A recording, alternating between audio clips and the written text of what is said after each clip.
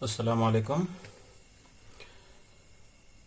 वही मश्क 1.1 का सिलसिला में जारी रखकर अगली मिसाल हम हल करेंगे ज़रीबों को यकसा करके इखराज के तरीके से। मसावात है x जमा 7y, x जमा 7y बराबर 10।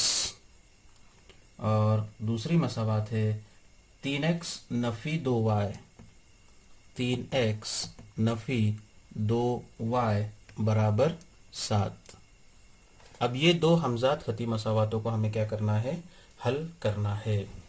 अब पहली मिसाल में हम देखें कि वहां पर ज़रीब यकसा दिया गया था, लेकिन यहाँ पर ज़रीब यकसा नहीं है। अब पहले x के ज़रीब की बात करें हम लोग, ये पहले नंबर दे देते हैं हम लोग। पहली मसावात को मसावात नंबर 1, दूसरी मसावात को मसावात नंबर 2। तो मसावात 1 में अगर देखें तो x का ज़रीब 1 है, और यहाँ पर दूसरी मसावात में x का ज़रीब कितना है, 3 है। और y के ज़रीब की अगर बात करें तो पहली मसावात में y का ज़रीब है 7 और दूसरी मसावात में है y का ज़रीब 2। ठीक है, तो अब यहाँ पर ज़रीब यकसा नहीं है। ठीक है, तो हमें उसे यकसा करना होगा। अब ज़रीबों को यकसा करते वक्त जो है हम क्या करेंगे, ज़र्ब का अमल करेंगे। कौन सा अमल करेंगे, ज़र्ब का अमल करेंगे।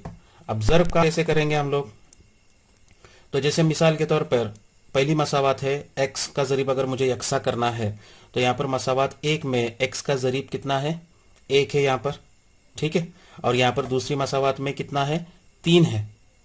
तो हम ऐसा अदद मालूम करेंगे कि 1 को उस अदद से ज़र्ब करने पर जवाब कितना मिले, 3 मिले।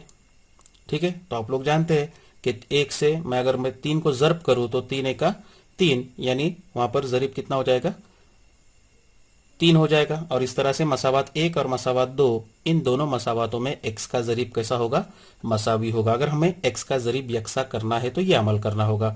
अगर मुझे y का ज़रीब यकसा करना है, आपका चॉइस होगा, ये आपका चॉइस होगा कि आपको किस मुतगय्यर का ज़रीब यकसा करना है। अब मैं y का ज़रीब किस तरह से यकसा करेंगे वो हम देखेंगे। तो यहां पर अगर y का ज़रीब देखें तो पहली मसावात में है 7, दूसरी मसावात में है 2, और इन दोनों मसावातों में जो ज़रीब दिए गए हैं वो 7 जो है ये न तो 2 के पहाड़े में आता है, 2 न तो 7 के पहाड़े में आता है क्या, नहीं आता। तो अब अगर हमें ज़रीब यकसा करना है तो क्या करना होगा, तो मसावात 2 में y का जो ज़रीब है 2, उस 2 से मसावात 1 को ज़र्ब करना होगा।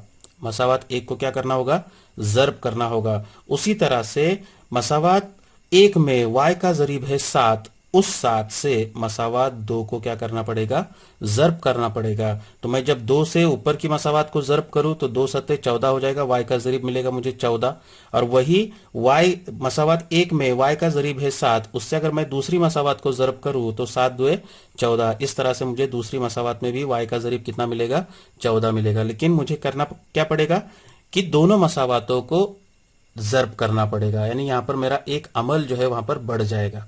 ठीक है, तो हम अपना काम किस तरह से कम होगा वो देखेंगे, और इसलिए x का ज़रीब यकसा करके लेंगे, x का ज़रीब यकसा कर लेंगे। और उसके लिए क्या करना होगा मुझे, तो मसावात 1 को 3 से क्या करने पर, ज़र्ब करने पर, 3 से उसको ज़र्ब करेंगे।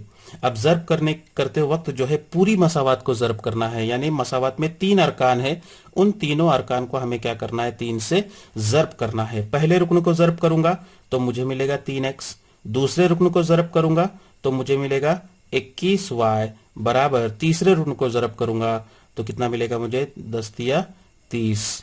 ठीक है, ये हो जाएगी मेरी मसावात नंबर 3। अब मसावात नंबर 3 जो है वो मुझे मिली कहां से, तो मसावात 1 से मिली है, क्योंकि मैंने मसावात 1 को 3 से क्या किया हूं, ज़र्ब किया हूं, तब मुझे ये मसावात नंबर 3 मिली है। तो मिसाल हल करते वक्त जो है हम क्या करेंगे, मसावात 2 और मसावात 3 पर गौर करेंगे। अब मसावात 2 और 3 में अगर देखेंगे तो x का ज़रीब यकसा हो गया। ठीक है, और यहाँ पर x का जो रुकन है उसको अलामत है जमा की, यहाँ पर भी अलामत कौन सी है, जमा की है। ठीक है, यानी यकसा अलामत है। तो हम कौन सा अमल करेंगे, यहाँ पर उसका इखराज करने के लिए नफी का अमल करना होगा हमें। सही है। अब यहाँ पर देखो तो मसावात 3 में जो ज़रीब दिए गए हैं और ये मुस्तकिल रुकन है 30, ये बनिस्बत मसावात 2 के एक्स और वाई के ज़रीब और मुस्तकिल रुकन से कैसे है, ये बड़े आदाद है। ऐसा ज़रूरी नहीं है कि आप मसावात 2 से मसावात 3 को ही तफरीक करें, ऐसा ज़रूरी नहीं है। मसावात 3 में ज़रीब यकसा बड़े नज़र आ रहे हैं हमको। मसावात 3 में जो ज़रीब है और मुस्तकिल रुकन है वो मसावात 2 से कैसे है, बड़े है। तो हम क्या करेंगे, मसावात 3 में से 2 को तफरीक करेंगे। मसावात 3 में से 2 को तफरीक करने पर क्या मिलेगा मुझे, 3x जमा 21y बराबर 30, ये एक मसावात। और उसके बाद में 3x नफ़ी 2y बराबर 7, ये हम तफरीक करेंगे। अब पहली मिसाल में हमने देखे कि तफरीक करते वक्त जो है, जो दूसरी मसावात होगी उसकी अलामतें क्या करना है, हमें बदलना है।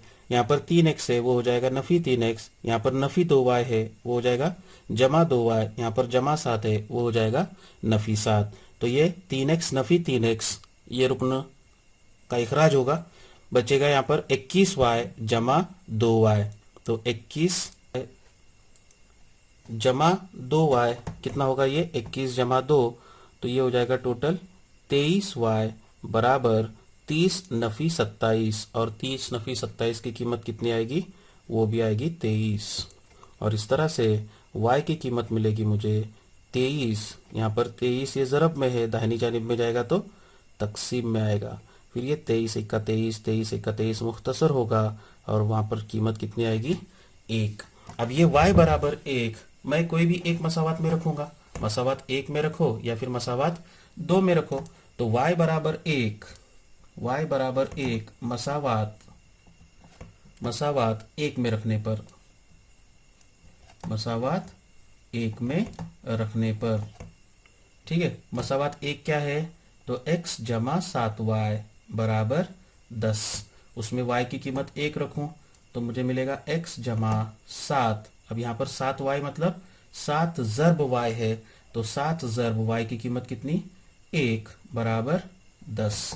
और इस तरह से x जमा 7 ज़र्ब 1, 7 एका 7 बराबर 10। और इसलिए x बराबर 10, यहाँ पर जमा 7 है, दाहिनी जानिब में जाएगा तो नफ़ी 7 बराबर 10 नफ़ी 7 कितना आएगा, 3। और इसलिए दी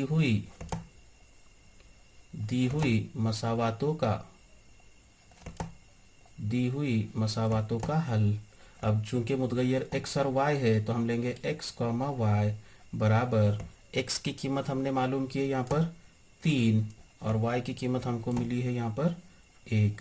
इस तरह से ये मसावात को हम क्या करेंगे, हल करेंगे। उम्मीद है आप लोगों को समझ में आ गई होगी। शुक्रिया।